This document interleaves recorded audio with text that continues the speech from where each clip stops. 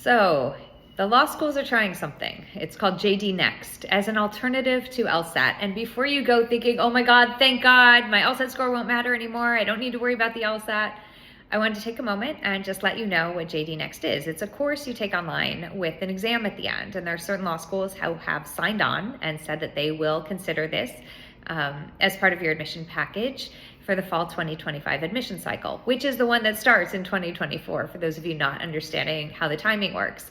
So here's the thing. You can take the online class, you can get a score, and law schools may take some people with this LSAT equivalent score.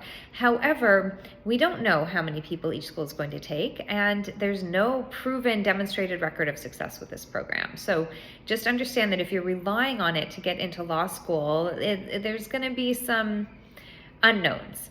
Also, I still have a feeling that if you already have an LSAT on record, that is what the law schools will rely on, that it's going to be really hard for them to disregard that, just like people who try to take the GRE after they already have an LSAT score on record.